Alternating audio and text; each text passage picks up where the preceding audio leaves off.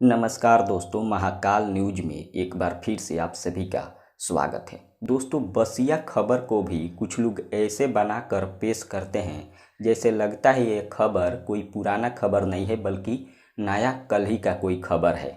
जी हाँ, हम बात करने वाले हैं आरती छोटू के प्रेम कहानी के बारे में और इसके बारे में काजल राघवानी क्या बोली है आज इस वीडियो में बताएंगे। वीडियो को पूरा देखिएगा, लेकिन उससे पहले आप सभी से एक छोटा सा अपील है कि अगर आप हमारे चैनल पर पहली बार आए हैं तो चैनल को सब्सक्राइब कर बेल आइकन को दबा दीजिएगा, साथ ही वीडियो को लाइक करके शेयर कर दीजिएगा। चलिए शुरू करते हैं बिना देरी के।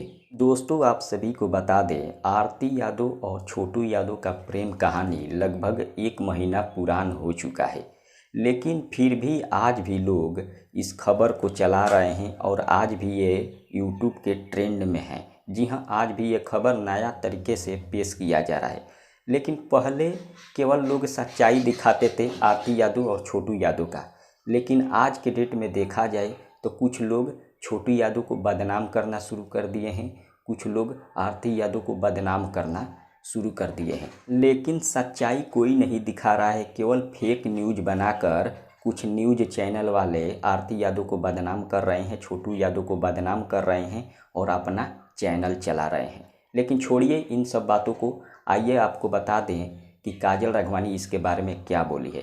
तो मैं आप सभी को बता दूं, काजल राघवानी का कहना है कि लड़की का इज्जत लड़की ही समझ सकती है।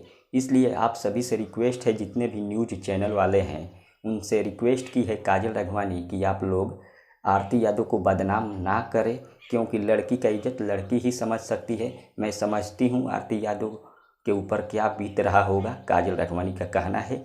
और काजल राघवानी जितने भी न्यूज़ चैनल वाले हैं उनसे अपील की है कि आप लोग आरती यादव को बदनाम ना करें। फिलहाल इतना ही, मिलते हैं अगले वीडियो में। धन्यवाद।